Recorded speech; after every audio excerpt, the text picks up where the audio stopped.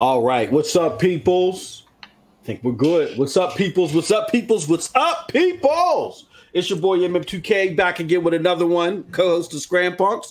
And today, this is episode number 14. We're going to talk about Sony finally doing crossplay, big inside Xbox, and Bethesda hypocrites. What?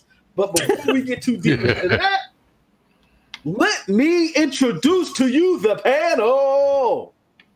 First and foremost, it's from the crazy side of these Detroit streets where they dress up as Spider-Man. Yeah, dude, and act like Dr. J going up and down the court. Oh man, Dirt Griggity. What's up, Dirt? What's going on, bro? What's going on, man? I'm so happy to be here.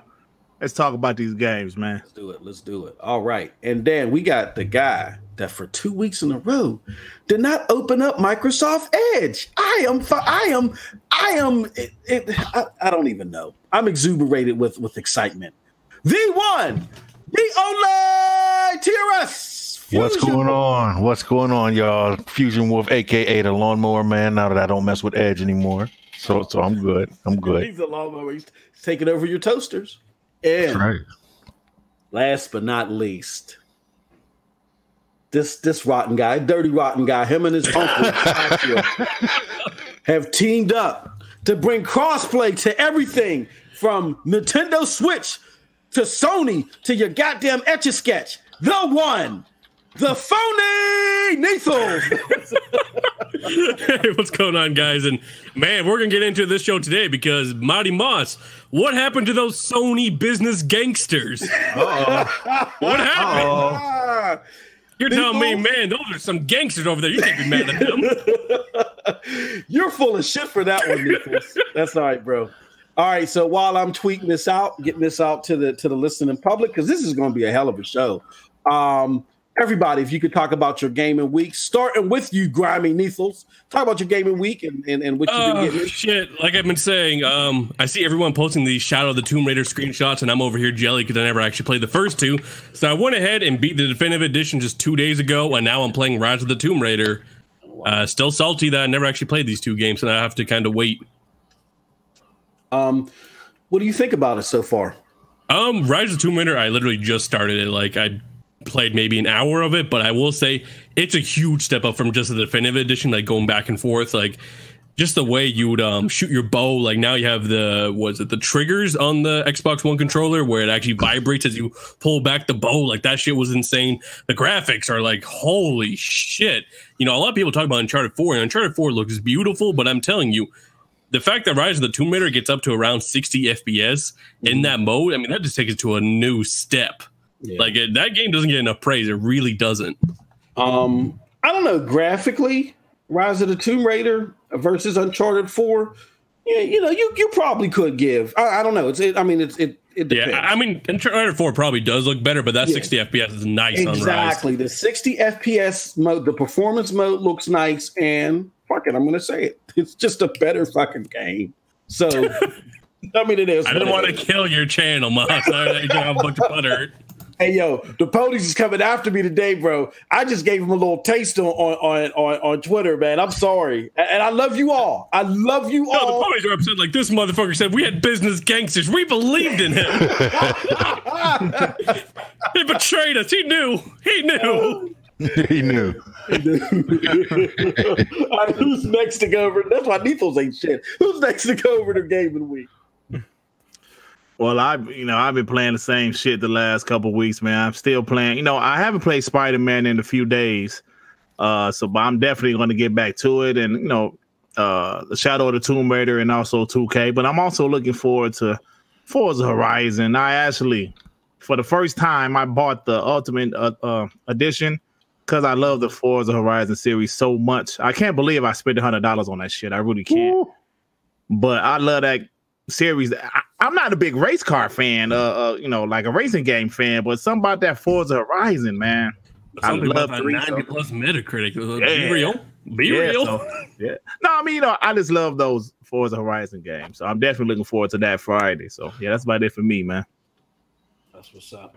TRS, what's going on, man? What's up? You gonna have some Destiny report for us today?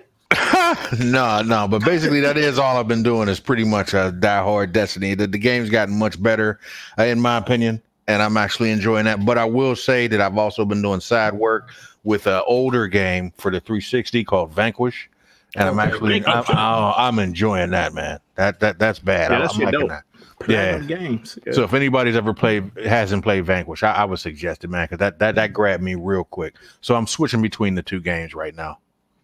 Okay, that's what's up. That's what's up. And of course, your boy ain't been able to do shit, but but here and there, occasionally play some what do you call it? Roblox. This is a Roblox. I've gotten into some more Steam gaming, man. So it's crazy. The Steam link to the Fire Stick and the Fire TV. I've just been playing Metro on that, and I'm about to buy I don't have the definitive edition for PC, but I'm gonna get that shit.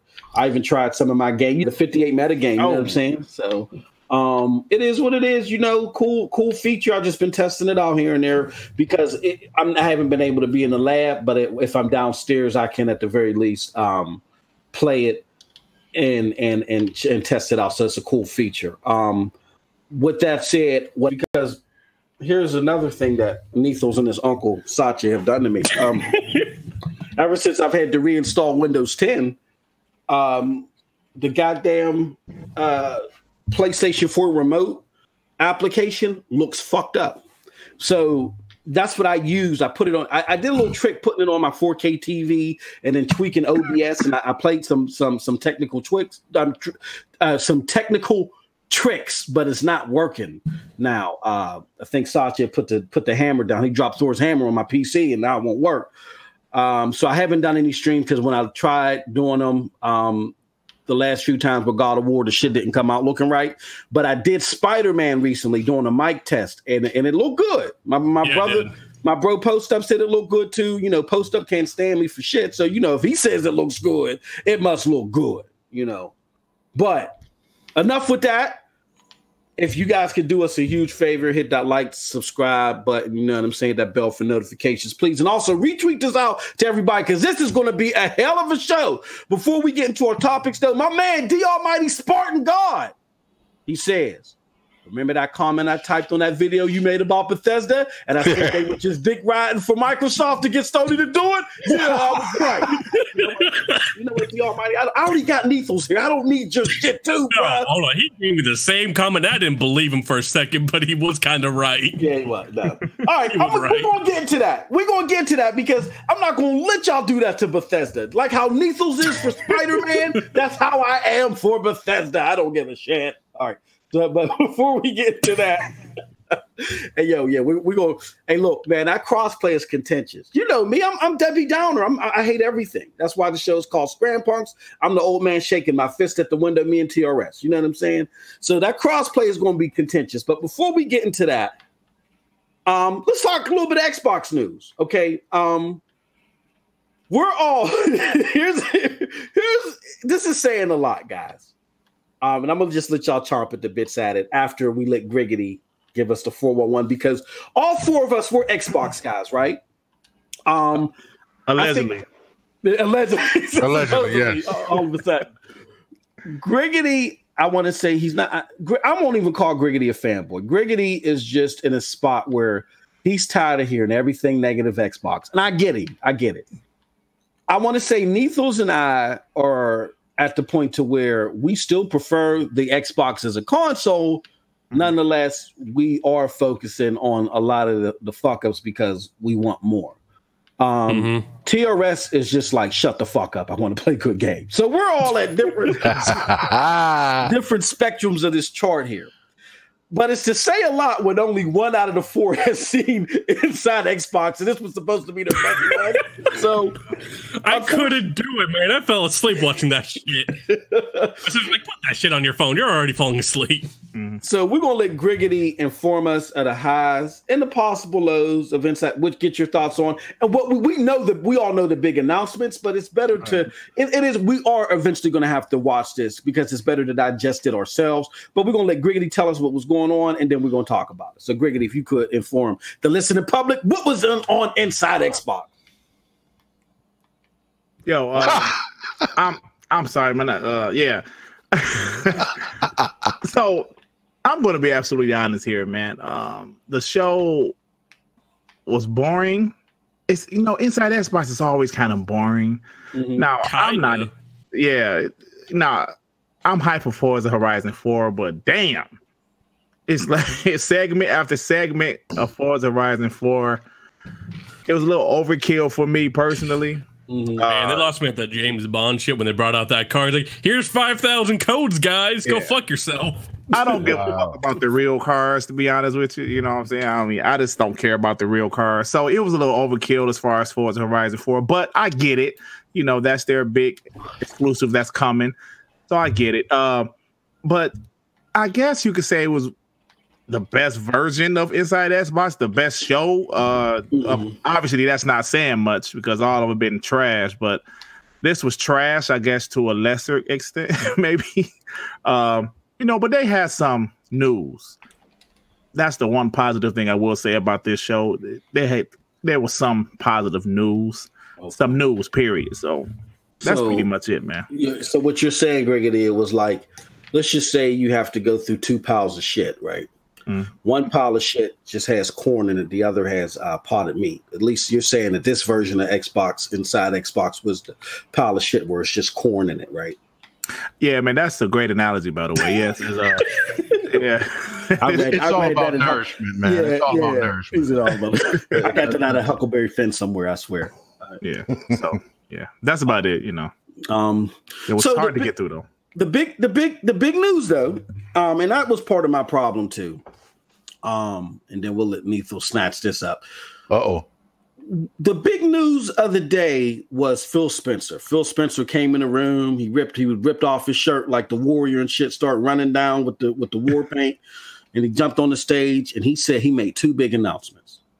He said first and foremost that there's going to be an Xbox centric event coming in November, right? That's going to be celebrating everything Xbox, which a lot of people have been asking for. And big ups to the homie Tim Dog. Tim Dog said there was going to be one, and there was one.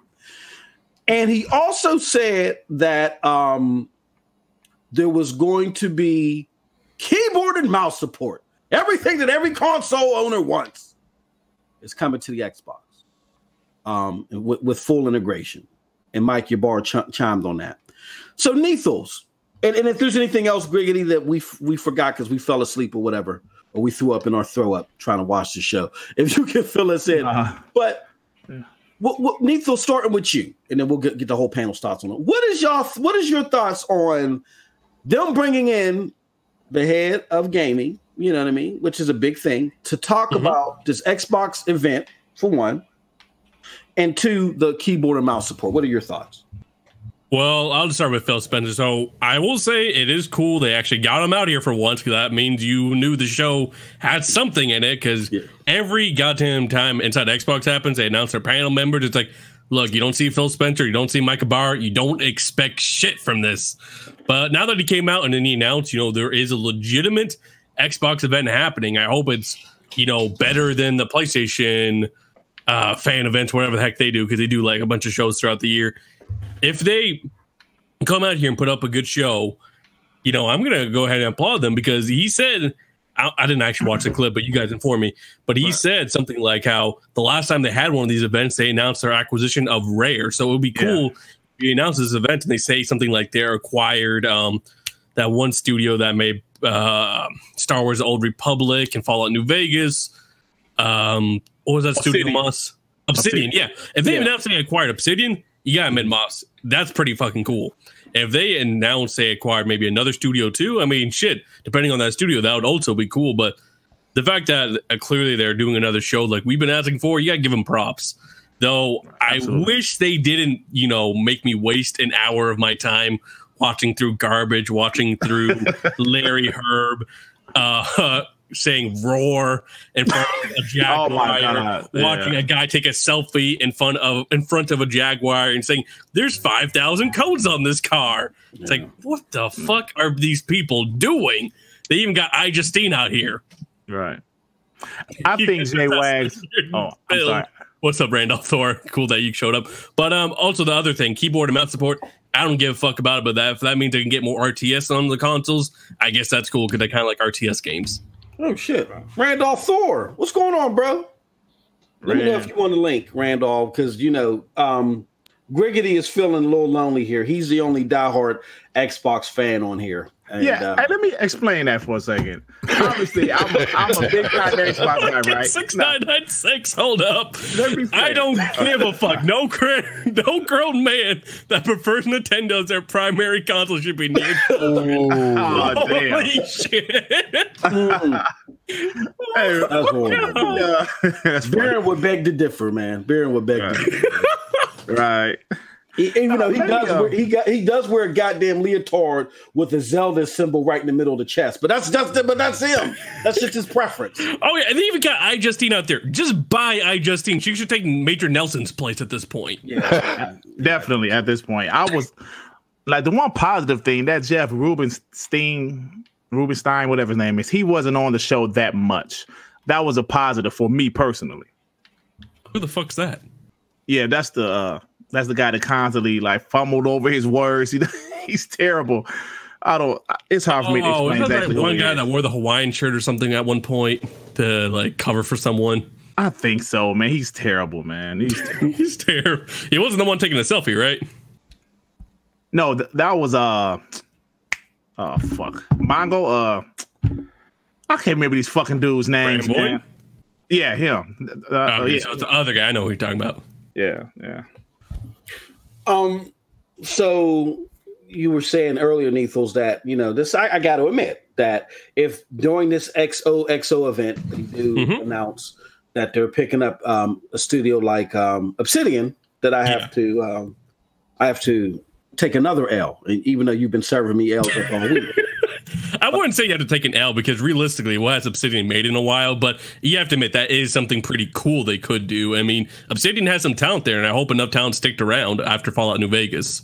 They did the South Park game, though, didn't they? Stick of truth. Yeah, I mean, that's a South Park game. I mean, now I wouldn't be clapping over that, but like New Vegas, I'm like, oh yeah, that was a good game.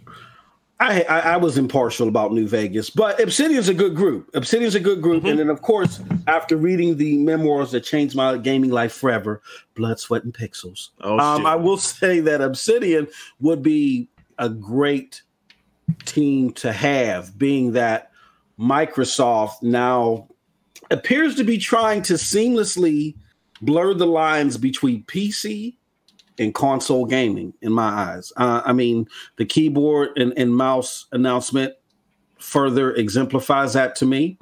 The fact that, again, y'all could 50. Hey, I'll wear 58 Metacritic. I'll get it tattooed under my eyebrow like 6'9". I'll get 58 on my eyebrow like him. The fact that we're not getting Space Hulk Warhammer Deathwing, but we're getting Space Hulk Tactical. You know what I'm saying? And just some other things just shows that they're seamlessly trying to blur the lines between both gaming sets. To me, I think that is it's cool to make the options available, like PC gaming options available, but I don't think you want to blur the lines. Those are two totally different groups of gamers that are looking for two totally different things when it comes to gaming in general. And I'm skeptical on how successful they're going to be with this. So I hope they do get Obsidian. Obsidian is the one group that I think if they are trying to attempt that they can make that conversion a lot easier, because Obsidian knows how to make games that are not only fantastic on PC, but are just as equally as great on console. So I really like them. With that being said, thank you. We got a large group. We got Randolph Thor. Hey, Randolph, like I said, if you want to hop in, let me know. I'll throw something in the DM, get your thoughts on some of this stuff too. But TRS, Xbox XOXO event. You're probably saying, what the hell are you talking about? Phil Spencer said that where are they going to have it in the heart of Mexico City? Where are they having this in Mexico City? Yeah. Okay, so in Mexico City, so it's hard for us to get there. They're going to have an Xbox event, and you're going to celebrate everything Xbox, just like how they have the PSX event, where they celebrate everything PlayStation. The big craze is that Microsoft is announcing that they're acquiring studios. That has been the big thing since E3 this year. People are speculating that they're going to make two more big announcements like Obsidian and some other companies. What are your thoughts on this altogether? Do you think this is going to Microsoft having its own event from your viewpoint as the gamer that you are? Is this a big deal for you? First of all, I would have actually liked to have seen that and heard that, because the two people you guys were mentioning on there are like shadows, and I barely ever get to see them. Phil Spencer and Mike Ybarra. I barely ever get to see them on anything, so it would have been nice to see that. I'm not too interested. Well, I'm a fan of Obsidian, but there's three companies that I'm still curious as to why they have died, and I'm still trying to investigate on those who actually made some games that I was really in love with. But yeah, if they're going to do some good things with Obsidian, hopefully that's a good thing. But I'm too busy right now investigating on some of the production studios that have disappeared mysteriously. I mean, we're talking about like 158 employees, things like that. So yeah, I guess it'll be good. Some good innovation. As far as the keyboard and mouse thing being connected to it, I don't really give a goddamn about that, because my computer and my laptop both have joysticks attached to them. So I'm not really, concerned about that interface. I think that'll be kind of overkill, in my opinion. I think that's going to create a lot of flaws, maybe in the beginning at least. We're trying to have joystick players playing with keyboard players. That's not a good dream for me. So, So let's go. Oh, we got a special guest in the house, ladies and gentlemen. If is it the one, the only Randolph Thor? What's up, Rand? What's going on, man? Hey, what's going on, guys? Hey, I'm glad you could join us, man. So, what's up? Not much. I was listening. I do listen to the show. I just don't always comment. I like to lurk. I'm a lurker. We have plenty of those. We get it. It's embarrassing being affiliated to us. We get it. No, come on. I'm always listening to Z stuff. You guys are always there, but I don't always say anything. So I like checking out what other people have to say about stuff. And Nethos, you gotta be nicer to Phil. You know what I mean? You gotta start putting his feet to the fire. I'm just shadow. Look, man, I respect my uncle Satya Nadella, but Phil Spencer has to earn my respect. Yeah. At least you're not saying we need to bring Donnie D back. Oh my God. We know how you feel about Donnie, Rand. We know how. Can I say something right quick? Now, I remember, I don't know if it was a Patreon exclusive or something, but I remember Rand kind of talking about that. That and the whole Terry Myerson thing. And for some reason, it went in one ear out the other, because Zaire act like Rand never had that conversation with him. And he constantly brings up the same shit about Donnie D. And I'm like, oh my God, man. Yeah. A couple days ago on BZST, I was let's just say Donnie D was not a love figure at Xbox. People definitely, from what I was told, he would fly in on a Wednesday in his private jet, be there Wednesday, Thursday, and fly back home Friday, and that's it. He was basically the head in name only. Other people did stuff. So speaking of Donnie D, because it's no secret, I don't want to say contention. That's a harsh word. My doubt still about the plan that Phil has that he's executing. But with that being said, just to focus on Donnie, without a shadow of a doubt, before Phil was even in the picture as far as head in Microsoft, that we think that Microsoft lost some major footing focusing on Connect. You've said that as well, right, man? Yeah, I've heard they canceled major core titles that were planned, but they canceled them in favor of Connect garbage, which pissed me off. Yeah, absolutely. And I noticed that myself, like last generation, when you had talks about the Unreal 4 engine, and then Sony was like, "Hold on, wait, the engine that we're working on, graphically for Uncharted 4 isn't nothing to sneeze at either." And you have all this compute units and polygons talk, and we're talking about Connect Sports. You know, I just saw the writing on the wall. I knew it was going to be a rough passing. Just to get, before we move on, just to get your thoughts, Phil Harrison and all that. This is always a question I wanted to ask you.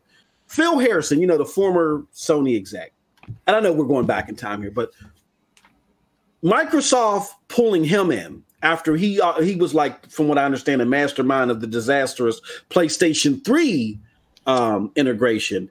Do you think that played a big role in Microsoft's bad footing this gen? Yeah, I mean, I haven't really heard anything about Phil Harrison. Most of my stuff was always in, like, what Don Matrick was doing, what Terry Myerson was doing, some of those decisions. Like, I actually never really heard anybody brought up Phil Harrison. So I really can't say. But, I mean, I think, like, I know I put blame, you know, on certain people, but I've always said the blame goes around to everybody. I've never said Phil's blameless in all this. He was there for all these decisions. You know, he himself said he was there. There's blame to go around. You know, it's just orders of magnitude of who's more at fault than somebody else. Like, they're all at fault for where they are right now. All of them. Right. Even if it was Terry Myerson strangling the budget and, you know, trying to get more things for Windows and less for Xbox. Doesn't matter. Like, Phil and all them were cool with, you know, the system being $500 and Connect and all those strategies. He was head of first party. Don't forget, you know, he did, you know, approve all those things. So they're all to blame, you know? Yeah. Like, it's not just one person. They're like, they're all to blame. Yeah. That was my thing. It's just that a lot of us on the Xbox side, we made it seem like it was a one-man wrecking crew. I mean, there were more people instrumental in some of the missteps than others. I just never prescribed to the one-man wrecking crew. So that's why it's not like that I think Terry Myerson was great for the brand. I never said that. It's just that what I was trying to show and picking with Post Up and other people was that Terry Myerson wasn't the one-man wrecking crew. You know what I mean? But that's here nor there. It's in the past. We have Phil in charge, right? Phil, this Xbox things are looking up.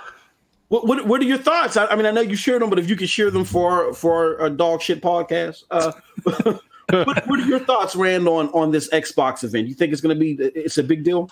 Honestly, I think it's bold. Okay, because we all saw their Gamescom, right? Yeah, right. They didn't have anything. So it's bold to do another show if you're going to just do a bigger Inside Xbox episode. That's bold, because if you do it wrong, people are going to be pissed, right? The only way this is something, like, I look at it as like EXO has a reputation, a legacy to live up to. Absolutely. You know, I don't think it's a mistake or coincidence Phil brought up the Rare acquisition. As soon as he mentioned we're bringing back XO, he's like, and one of the first ones we acquired Rare. Yeah. You know, like, these things inside Xbox, they're heavily PR'd, like, scripted out. Yeah. You know, like, that he said that for a reason. And so in my opinion, I think they're trying to build, like, you know, I've said this to Z last year. You know, I was like, listen, everything they're doing is an eye for next generation, right? Everything. But at some point, you do need to start building up the hype machine, right? You need to start people getting excited about what Xbox is not only currently doing, but what they're doing for the future. And this, you know, new plan about XO might be one of the first things in the salvo. You know, like, you do XO, people are excited about having an Xbox-only event, like Sony fans are excited about PlayStation Experience. You announce potentially new studios, the Obsidian, Playful, there's rumors going around.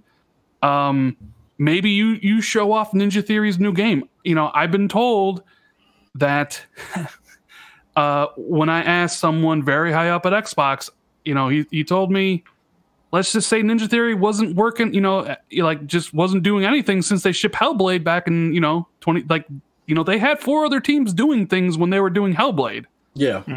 So maybe they debut, Ninja Theory's new game. You know, if they want to get people really excited, tease Fable. Yeah. People, you know, start building the excitement back up for what Xbox is going to do for the future. And maybe this is like that first, like, step in the plan. Or completely wrong, and it's going to be a cringe fest of a 2-hour-long live at Xbox. I hope not. Oh, I hope not. I don't know if I can be on Twitter that day if it is. You just shut down your device. Throw it in the Send out my feelers. We'll see what people say to me that will get back to me about what potentially is going on. But shout out to Beastfire Tim Dog, man. Hashtag Tim's always. People doubt Tim. Yeah. People doubt that he knows people. Trust me, Tim knows people. Tim knows a lot of things. You know, Tim's been saying that this was going to happen for some time, and nobody believed. Well, you know, you guys believed him. I know you and Neethles believed him. Yeah. I believed him. But certain people don't. Certain people think that Tim's just some corporate cocksucker. Yeah. You know, out there, but you know, he's not. So yeah, I don't know. Tim knows what he's talking about. So I do feel though you kind of set yourself up for a little disappointment. You know, by doing this. So you better bring it. You know. Right. I agree wholeheartedly. One of the concerns that I have, Rand, is that I'm not sure if Phil understands the hardcore makeup of the Xbox gamer, or 2, if they care to focus too much on them anymore. Meaning, if you look at inside Xbox, yes, they're heavily regulated through PR, whatever. But what's the point? Like, the people that you have to engage, I look at it this way. The people that you got to engage are your hardcore. Because if you get your hardcore excited, they jump out the window. Once they land and hit the ground, the casuals surround them like, why did that guy just fall out the window and break his neck? You know what I mean? And they're like, well, we want to get involved in what he killed himself for too. And that's how and it's a continuous cycle, kind of like what PlayStation is doing. My concern, and you let me know if it's a false one or not, is that with all this there's no way to say it but to say it, lackluster PR, lackluster marketing, and not hitting on certain nails that would cater to the hardcore crowd. Does Phil understand that, or does he even care to tap into that hardcore sentiment in order to get that mind share back? I know it's a loaded question. Like, I think he 100% does understand what the hardcore fans want. Take the XO event, for example. That's what hardcore Xbox fans wanted, right? Yeah. As for game-wise, though, like, if we're talking like, hey, got a God of War type of game or a Spider-Man, he's very well aware of those type of games. Trust me, I've had conversations with the dude about it. I'm just not sure until recently if he had the resources or the teams to build something along those lines. You know, like Sony has great developers, and they've been, you know, what's the right word for this? Developing them or coddling, not coddling. But cultivating that for generations now. Yep. Xbox never really did. They did the Donnie D strategy, even though Donnie D came in and he was handed the victory, right? Like of the work that Jay Allard and Peter Moore did of making the Xbox 360 what it was. He more focused on third-party partnerships and marketing deals and extending it like that way. And he basically kind of like shut down the growth of internal studios. And then the whole debacle happened, and you know, studios had to get cut, you know, to all that stuff. And now it's like, okay, now we're back to a position where we need studios and we need content. And I think you're going to get that, like the hardcore game. I think like Ninja Theory is going to make a hardcore game, right? I think the initiative is going to make a hardcore game, but for a broader audience. But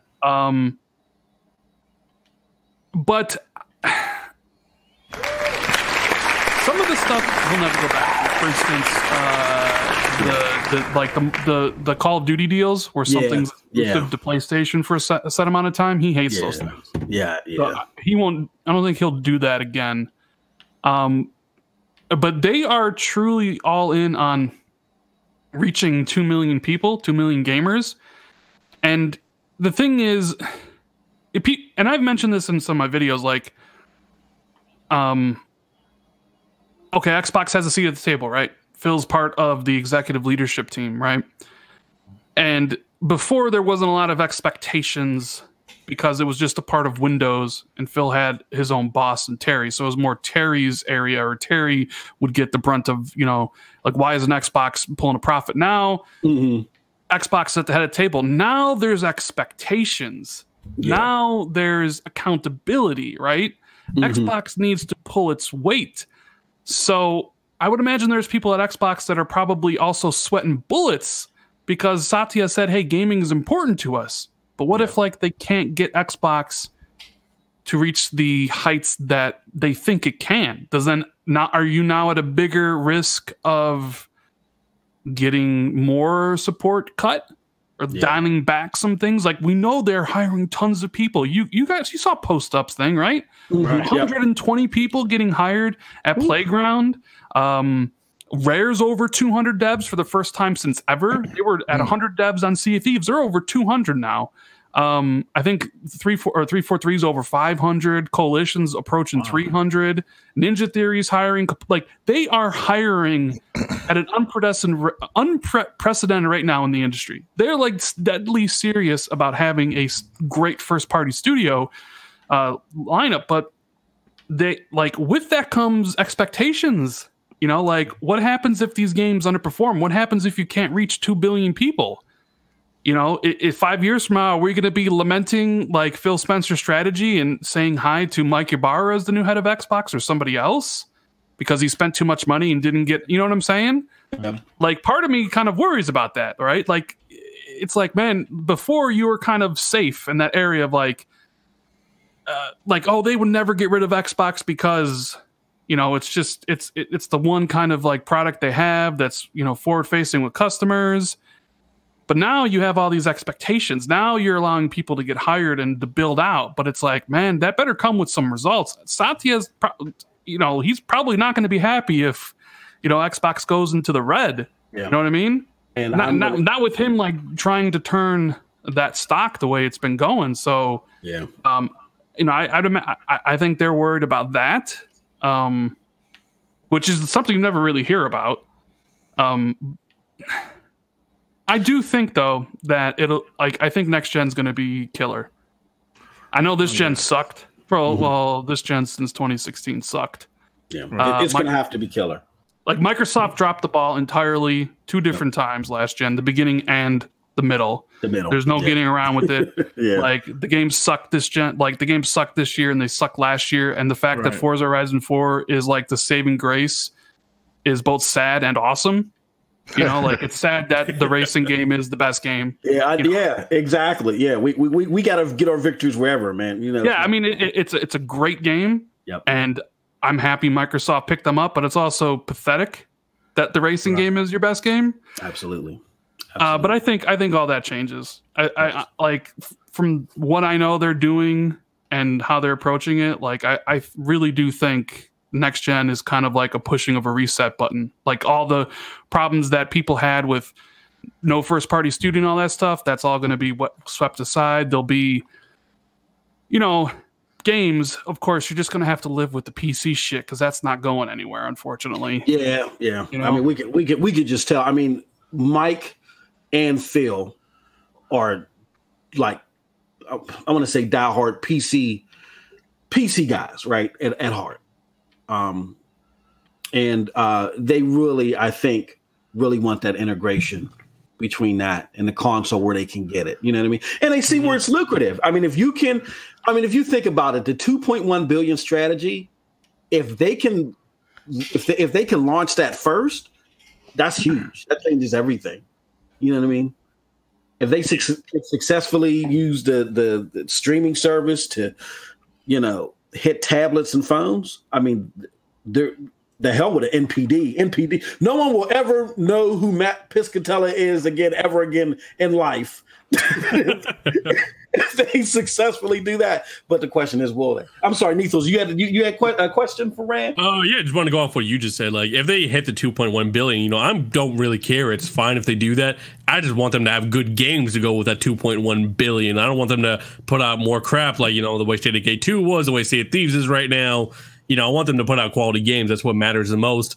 And also, like Rand, what you just said, they're fully embracing the PC. Do you know what I find weird about that, though? Why are they so hesitant with the franchise Halo? Because I know you're a big Halo guy, but like Halo Infinite was going to PC day one, correct? As far as I know, yeah. Yeah, so why is Halo 5 not on PC? Why is the Master Chief Collection not on PC? They keep like avoiding that. Why is it? I heard Halo 5 it just couldn't. It was tech issues. Master Chief Collection, I've heard, is coming pretty soon. Okay, good, because I don't want to play that on my PC. But that's what I always wondered, because you would think with the PC crowd, they already have Halo 1, they have Halo 2. You might as well let them finish the fight and, start a new saga. And Halo 5, I don't know, it'd be cool if they figure out a way to get that on PC, because technically you can play custom games on PC anyways, and you can use the Forge. Yeah, I know. I've heard the Master Chief Collection is coming to PC. And then obviously Halo, like I almost view Halo as the last straw, or the last, saving. I don't know the right way to say it, but like that's it. Like that's the biggest thing Microsoft has. They really haven't broken through on the Windows 10 store with anybody, any shape or form. It's Halo's it. Gears 4 didn't do it. Forza Horizon's not going to do it. Halo might be it, man. Yeah. Although I do kind of wish they would actually just say, you know what, screw it. We want to reach the biggest audience as possible. Just put our games on Steam. You know what I mean? Exactly. Because I wouldn't care. I don't care if people like. I played Forza Horizon 4. I couldn't care less if people were playing it on Steam. I don't care. Yeah, I mean, I always thought the Xbox should be the premier service when they do this stuff. So, like Halo, I always thought maybe if you release Halo Infinite, that stays Xbox exclusive, and then Halo 5 goes to PC, and keep it about one game ahead just to keep the Xbox as the premier platform, because we do pay for Xbox Live and stuff. So, I mean, you got to give something to the Xbox brand, but it is what it is. They want to reach the 2.1 billion gamers, and at the end of the day, you can't treat a whole segregation of gamers as shit. You can't just say fuck you to the PC race. That's a perfect segue into a topic that I almost forgot about, but I would love to get the whole panel's thoughts on it, including you too, RS. You can't go to sleep, goddammit. Man, I'm gaming it. Yeah, I can hear you in the background with that creepy shit, whatever you're playing.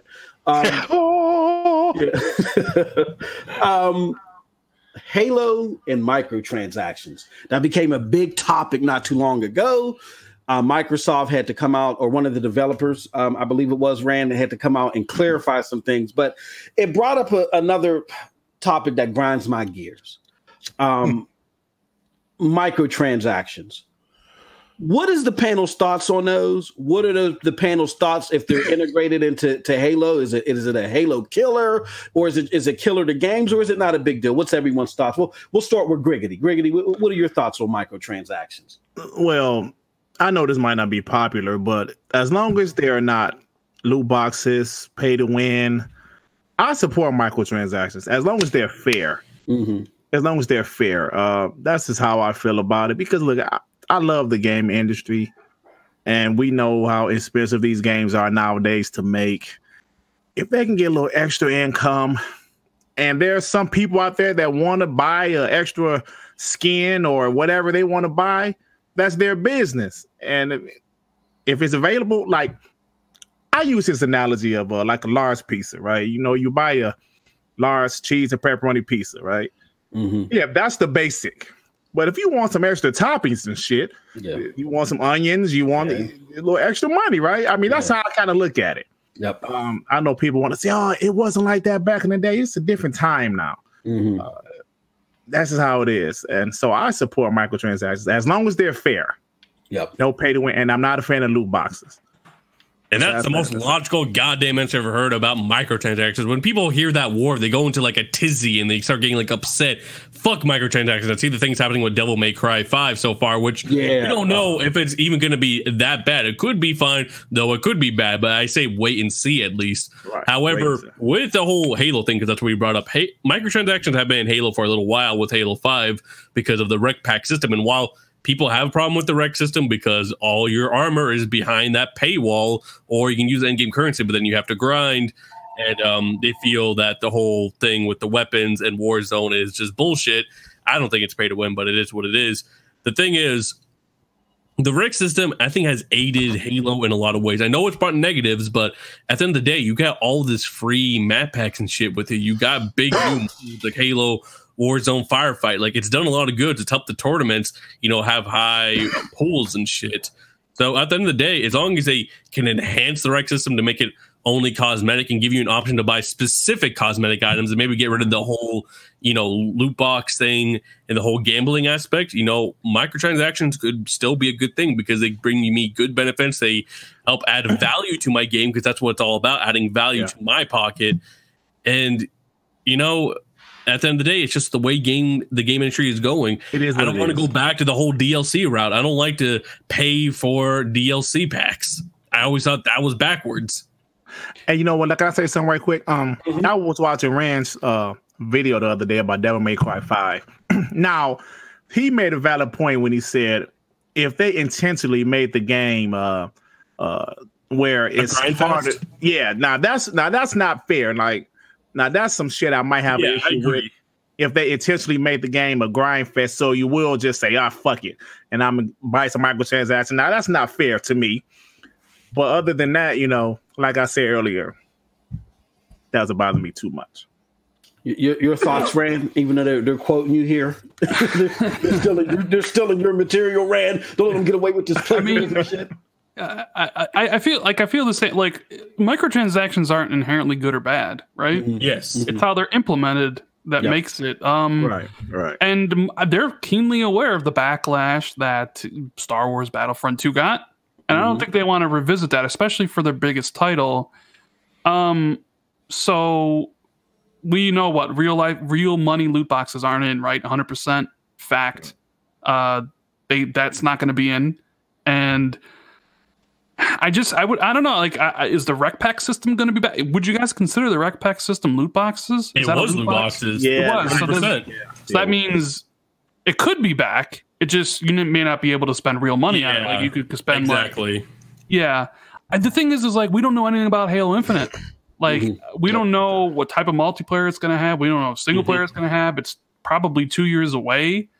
I hope it's more like 3 years. But Rand, you played Halo because you're a big fan of the Halo franchise, correct? Oh, I love Halo. It's my favorite franchise. Yeah, same with me. So, in Halo Reach, did you play the multiplayer or did you just do the single player? Halo Reach? Yeah. I played the single player twice, and I played the multiplayer for about 500 hours.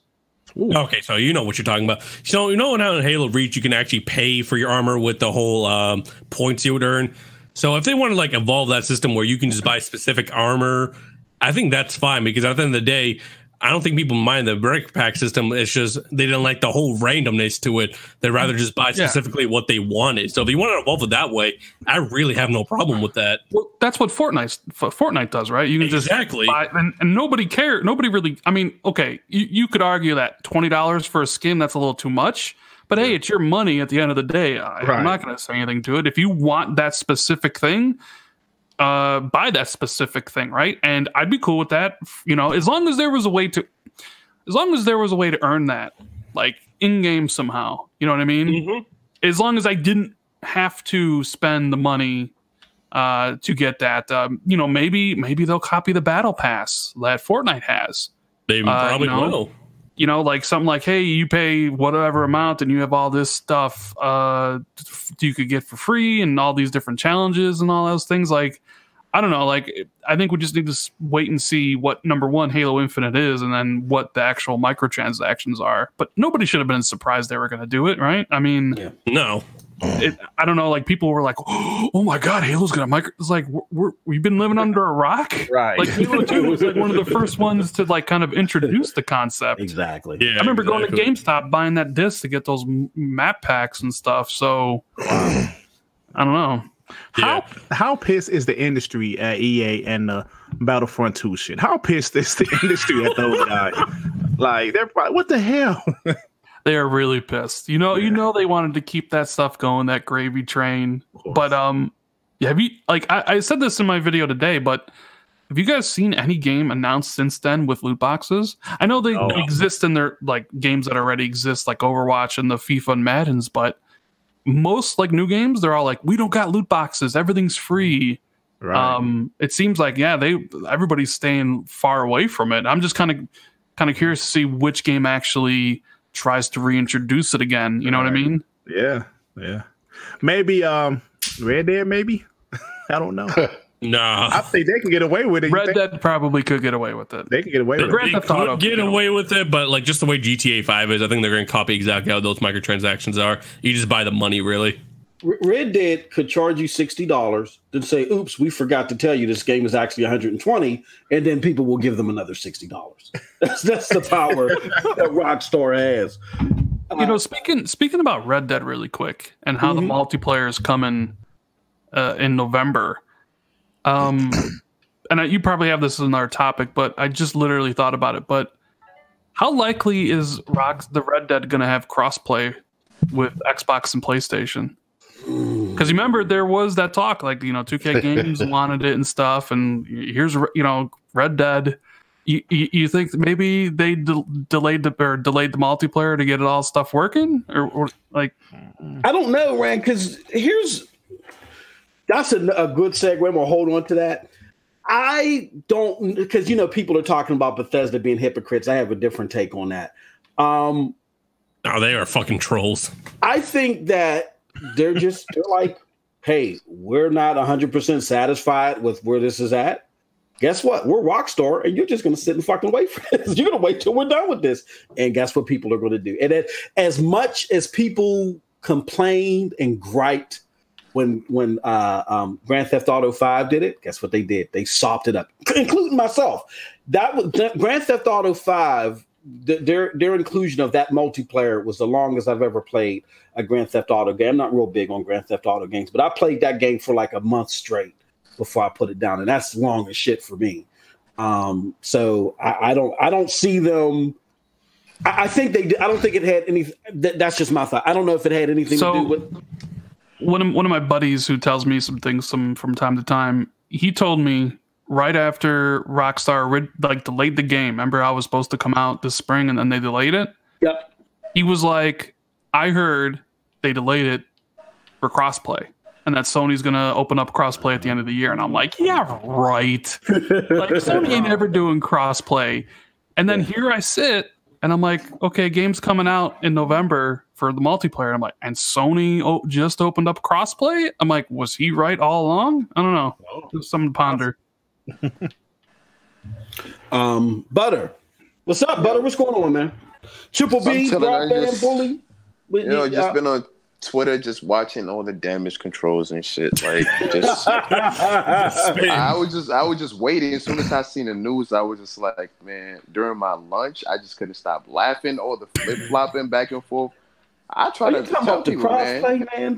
Sony did a biblical act today. Sony do what's best for Sony. Microsoft would do what's best for Microsoft. Like y'all going damage control all y'all want. I knew it was gonna happen. I said, yo, they're gonna do crossplay before the end of the year because I kind of seen it coming.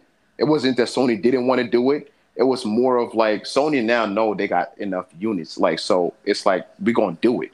Like they just was waiting, taking their time to do it. I knew Sony was gonna do it. Like everybody seen that coming. It just fanboys just had their their ideal thing. Like, oh, Sony's not gonna do it. Like, let's just stay the way we are. Like, us we're winning. I'm like, you're not winning. Sony was just trying to like make money, and then when they're satisfied, now they're gonna come out and do it. That was it. Exactly. Not Butter and Rand. I want to get your thought on this. So, Sony not allowing crossplay for the longest time. And this is what I always told MM2K because he was over there calling them the business gangsters. The business gangsters, Neth. You can't be mad at them.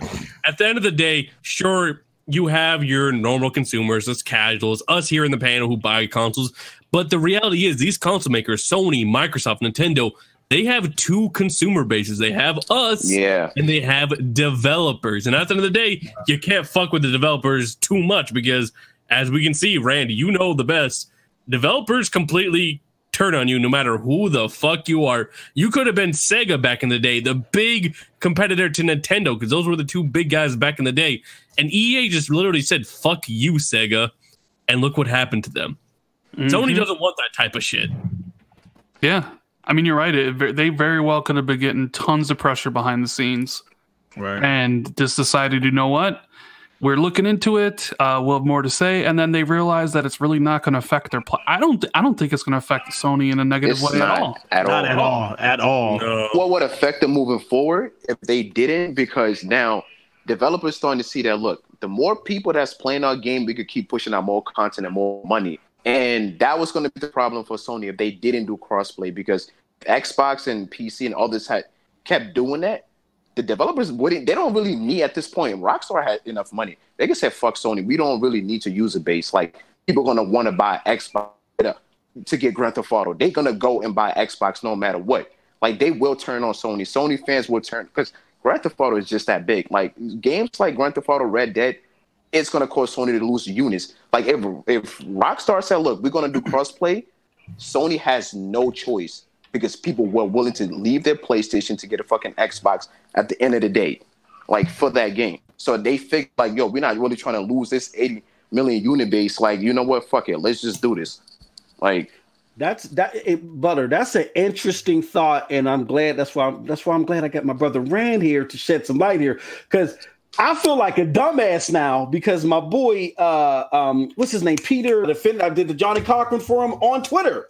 I said they're acting like this is a I said they're acting like this is a Bethesda problem when it's not a Bethesda problem, you know. I said Sony announced this at the last minute. That like different competitors from different consoles, that doesn't do anything for me. Well, let me stop lying. I would love for some PlayStation ponies to come in and just come have me on some Destiny. I would love that. I'd love to give them a taste. So basically, yeah, that would you know, now that I'm starting to think about it, yeah, I could see more excitement about it. I at first I was a little precautious about it because I didn't see the lucrative aspect until I talked to you guys about it. But now, yeah, I could actually see what they're gonna. Well, I want to see what they bring to the table. Definitely with that. So let's segue into.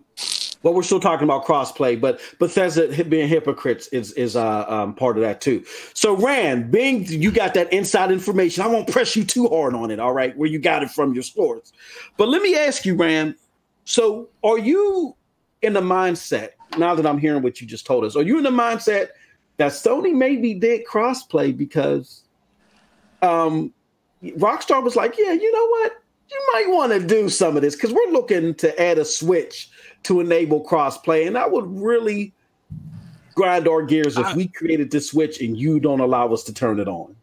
I mean, I don't know. My buddy just said it got delayed because crossplay is coming at the end of the year, which I didn't believe. I was like, yeah, okay. Yeah. I think it's like what Neithel said earlier. It's like developers want this. Yeah. And, you know, like Sony's the one holding it back. They can say all day, hey, we allow it with PC. That's fine. But you don't allow it with Xbox and Switch. Yeah, but I say no one cares. So that's what people want. Like the Rocket League devs have been campaigning for this and stuff. Like, I think a lot of people want this. Now, will Sony blow this out for this gen? I don't know. Maybe it's like they're testing it out, gathering analytical data, seeing how many people really care, and then they'll either like go full for next gen or whatever. But like this is something that's huge. Like I never thought this would happen. You know, Sony, like something clearly changed Sony's mind. Like, and from the beginning, it's fuck the fans. Like the fans didn't even match Sony at the end of the day, right? They have so much power. People just don't see. They just passive about it. Like Sony needs Grand Theft Auto on your console. Like Without that game, they're gonna do so fucking bad. All their unit base is gonna drop. That's what they were looking at. Like if they did said Red Dead was gonna have crossplay and Sony didn't want to, like all that unit base is gonna drop by the next generation. They're gonna lose a lot because people are not gonna want to fuck with their next consoles because it's like you don't allow crossplay, and I want my fucking Grand Theft Auto. I want to able to play with my friends. So people was gonna Xbox and play with people. And Sony was going to be that anti-consumer. So moving forward, anything they do, people wouldn't give a fuck because once people's mindset are made up, it's going to take a whole another generation to change. And look, they're still dealing with. You know what they Butter. Hey, still Butter. trying to recover. Yeah, but you might have to hop out and hop back in because you're botting like randomly. You sounding like T-Pain's piano right now, bro. You might get. But you know, Rand, you've been watching yourself for a while, and that's pretty cool that you even watch us. We have a dog shit channel over here, but I always got laughed at, even by my boy MM2K here, which we're gonna start a show. I'm gonna roast him a lot, but I remember always being laughed at, like. You know, Neth, who the fuck's asking for crossplay? What developers are asking for crossplay? I'm like, well, you got EA out here saying they want Fortnite style crossplay. That means something. And they're like, no, that doesn't mean shit. And even I, for a while, thought like, you know, Sony isn't going to do crossplay until probably the PS5. And that's when all the developers that matter will come up to Sony and say, you're doing crossplay or else there's going to be an issue. But the fact that they bended the knee and allowed crossplay for at least Fortnite for now, you know, that just tells me a lot of games are going to join this program. I wouldn't be surprised to see Rocket League soon, probably Red Dead if that rumor is true. It is what it is. Now, do you because I've listened to some other people today saying that this was strategic to underplay or drown out the Forza Horizon 4 talk. Before you guys, hold on. I'm putting on my tinfoil hat. Before you guys laugh at that, Sony is very strategic. We're talking about the same people that picked up the phone, called up all the retailers during November NPD and said, drop the price a week early for Black Friday. Just so Xbox wouldn't win November NPD, and they took the hit for it in December because they got slaughtered in December's NPD, I think, by Nintendo. They were like in third place. Remember that whole P-Rod sent that tweet, and then Aaron Greensberg slapped him with the Unity ring. You know what I mean? So they're willing to do whatever they can to say. Yeah, Sony sometimes do that. Sometimes they'll counter good Microsoft news with sales figures. Absolutely. Like Microsoft just announced something. 100 million PlayStation sold, whatever. Yeah. But like, I don't think it's the only reason Sony fans were looking. Some people are like in denial, or they're just like spinning this shit. Like, hey, look, now Microsoft get about that free to play shit, which I agree with. Microsoft needs to take down that paywall for free to play. Did you see my my tweet with the octopus? Yeah. I was looking, like, people were already getting mad. I was like, oh my god. And it's funny. Someone said, I didn't think Rand did the fanboy stuff on Twitter. I'm like, number one, the picture's funny, and number two, Sony just slapped the shit out of their toxic fanboys who defended pretty much them, saying it'll never be done, for X, Y, and Z reasons. Sony just came in and said, there was a lot of them doing that too. I don't like to call out people, but I gotta call out my bro Alex Escobar. He was saying the streets are gonna run red with blood about this crossplay shit. Hey, what would you say, Lethal? He sounded like Peter Dinklage. There will be blood in the streets. Oh my God.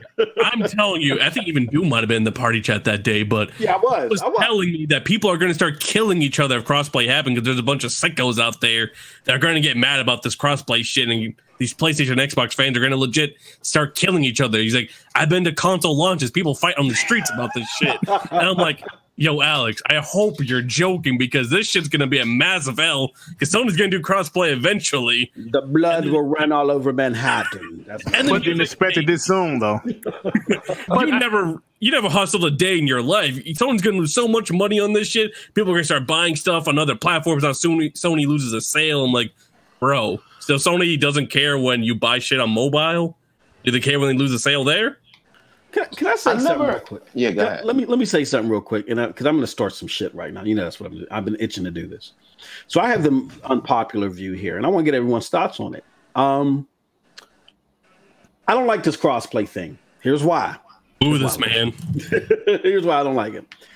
I don't like it particularly as an Xbox guy because if I'm a PlayStation guy, I actually think it should be in reverse. I know this sounds crazy, but follow me. I'm going to do this real quick.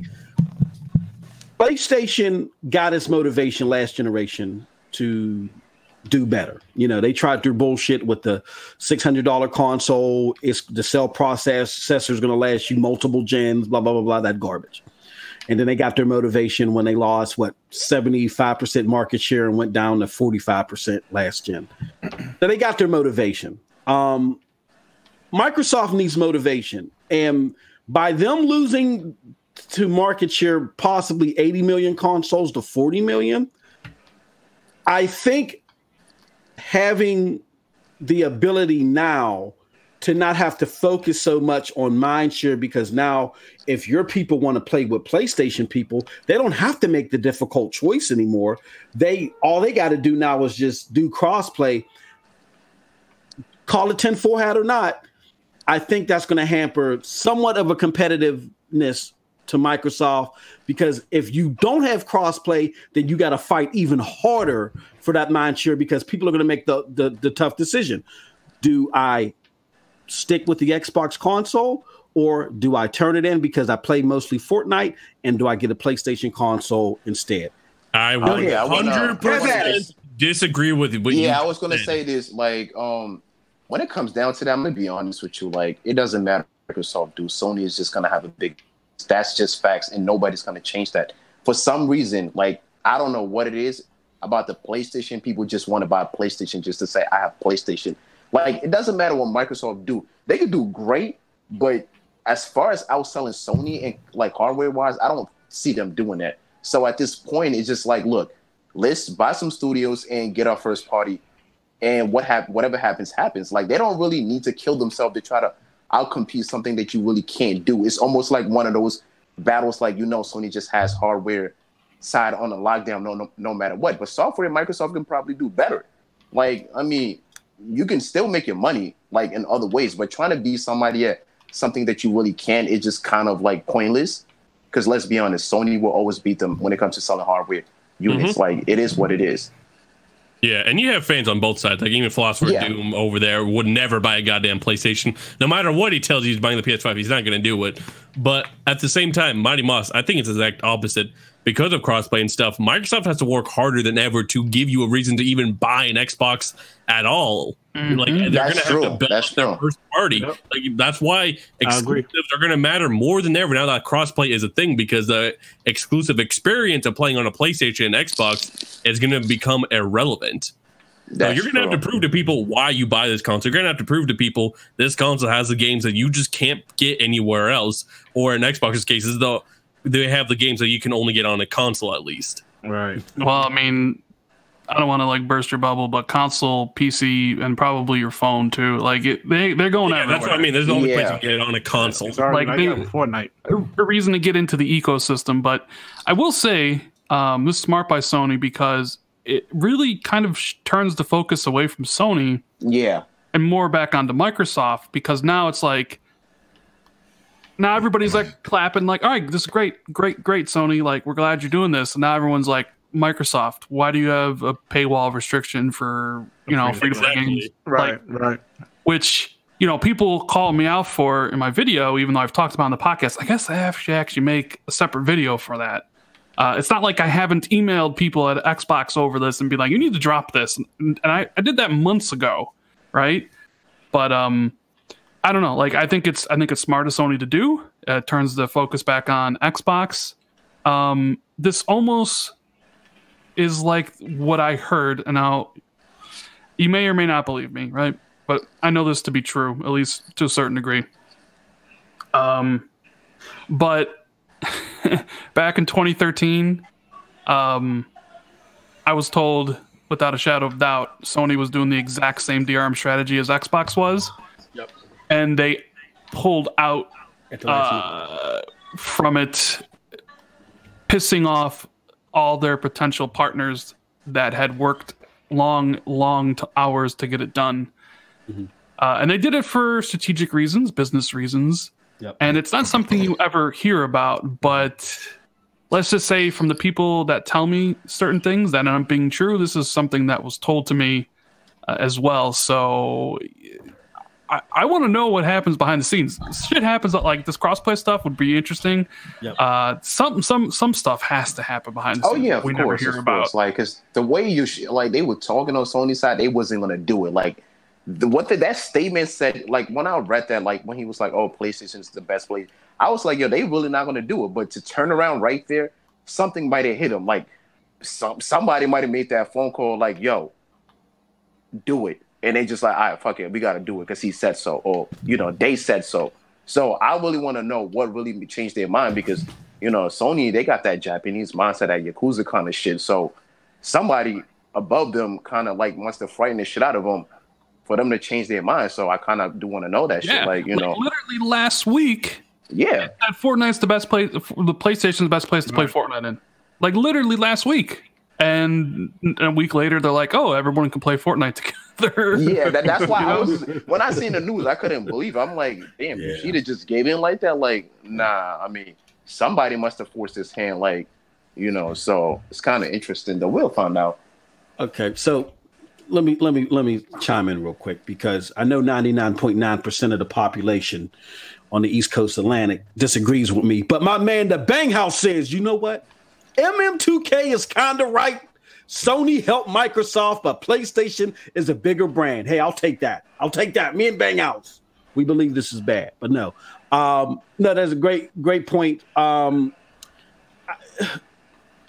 I can, with my dog shit channel, years ago, I was working with a group called the New Age Faction. I'm not going to get into that because it's a whole crazy mess, but we were working on getting to E3, and we crossed the paths of some developers. We were talking to them about Mass Effect 3, and we were talking to some other people about this Sony turning the tide on them doing their version of DRM. And what I can say is, per the information that I got, what Randolph Thor just said is 100% true. It's just he had a little bit more than I was aware of. I heard that they pulled it at the very last minute, but it's crazy, to get the panel's thoughts on it. With how pissed off they would have been, because it was a lot of work and effort. This is not something that you can just build overnight. But with all that effort that was put into that, and for them to pull that, it didn't show on the surface, right? Why do you think that's so? Why do you think that Sony was able to, even though pissing off a lot of developers with that last minute call, were they able to turn the tide and have some great relationships even earlier on this generation?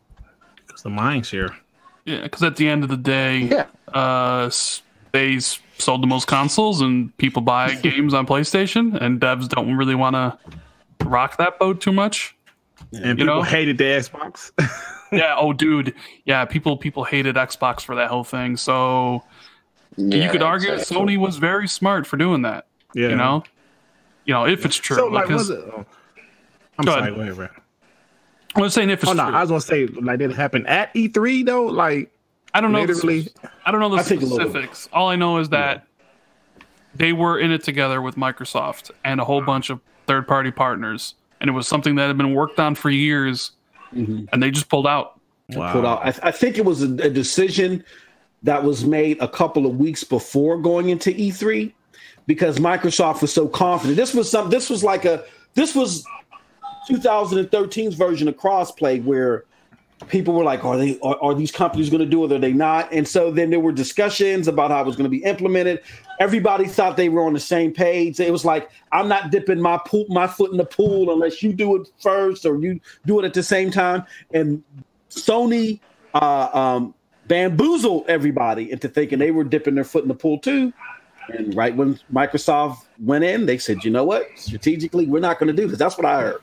So, yeah, kudos to whoever told you that, Rand. Do you guys remember the hate, man? I literally, Zaire was the only pro Xbox guy I found on YouTube. And it was ridiculous, the hate that they received in 2013 E3, man. I mean, wow, just to see where they're at now to actually be profitable is amazing to me. And that's why I was saying that I think Sony knows they don't want to put themselves in that position, because you're on the top. Once you fall, like, look where Microsoft is at. Like, they they know for a fact if they fall, they're not coming back. So it's one of those things you have a lot of units, and you got to sit there and think about it.